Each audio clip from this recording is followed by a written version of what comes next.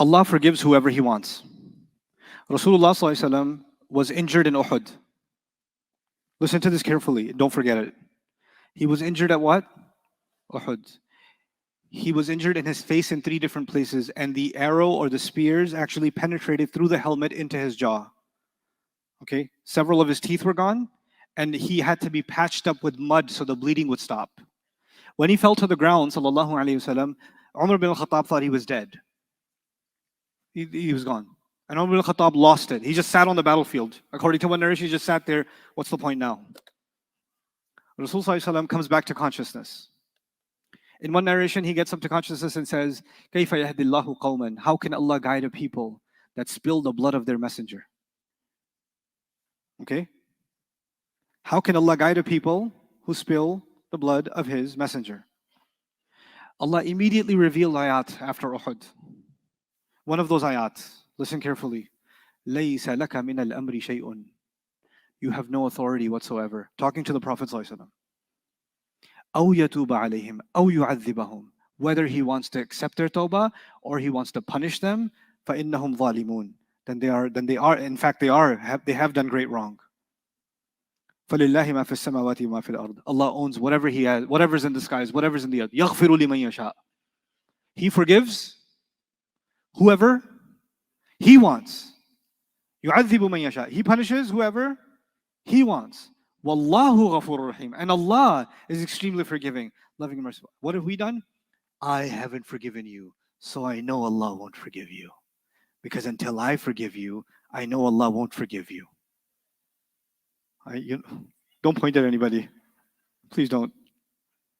When you do that, what are you negating? And what do you think is going to happen on Judgment Day when nobody can speak? You're going to be like, excuse me, Allah, you're about to forgive this person, but I haven't forgiven them yet. So can you let them at least one weekend in the barbecue before, because I have an issue. You think you're going to be concerned about raising an issue about somebody else? And do you think that on Judgment Day, somebody will feel like, I don't know how he got away. I'm still mad. How can they get away? And some people live in the anxiety that someone who has done them wrong might be forgiven on Judgment Day because they've changed.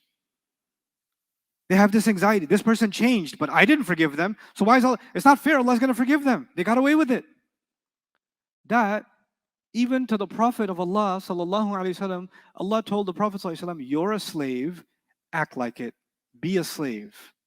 Forgiveness and punishment is not yours. It's whose?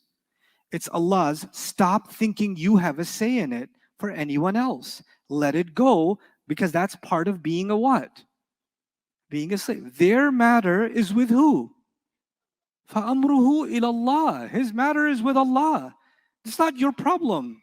Because you yourself and I myself are slaves of Allah, and so are they. If they've done wrong to me, firstly, if they've done wrong to me, they've first done wrong to Allah. Because Allah told them not to do wrong to me. So they haven't, before someone commits a crime against me, they've already committed a crime against Allah. And Allah is way more offended than I am. And Allah is way more just than I am. So instead of me thinking, I'm going to teach Allah how justice is going to work on Judgment Day, which, by the way, Allah asked this question in the Quran, قُلْ أَتُعَلِّمُونَ اللَّهَ بِدِينِكُمْ. Tell them, are you going to teach Allah your religion? You want to teach Allah how justice should work? This like anxiety of making sure someone pays takes us so far, we start questioning the wisdom and the justice of Allah, and we stop forgetting that we're slaves of Allah, honestly. Honestly, it's scary to me.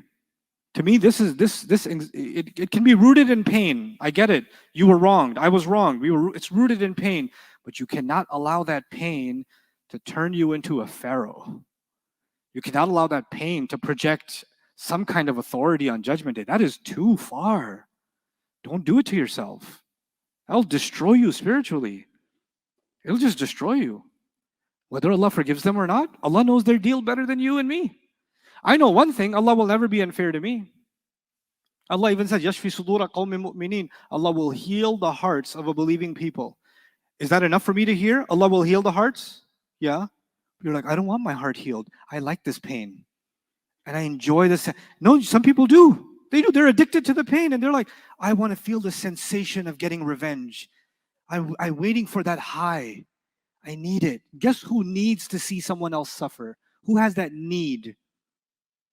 Who's the first one who needs to see someone suffer? Iblis. Where do you think that need comes from to see someone suffer? You know, Shaitan has caused so much more suffering than any one of us could. A human being can only do so much wrong. Shaitan has been doing wrong since age old, right? So my desire to see Shaitan suffer should be stronger than my desire to see anyone else suffer. But I never make dua, Ya Allah, throw him in Jahannam, do this to him. I just say, Ya Allah, protect me from his evil. That's it. That's all I say. A'udhu billahi minash shaitanir rajim. Why? Because who's going to deal with him? That's Allah. I'm not going to stand over Jahannam and say, Ya Allah, burn him good. Yeah, right there. Yeah, that spot. That he cried extra on that spot. Where did you get this from? This insatiable thirst for revenge and exacting pain on someone else. You know, justice is, we should want justice. It's a human nature to want justice. But you just have to rely on, first of all, if there's worldly means to seek justice, do it. And if there's no worldly means to seek justice, then amruhu ilallah. Allah is more just than I can ever be.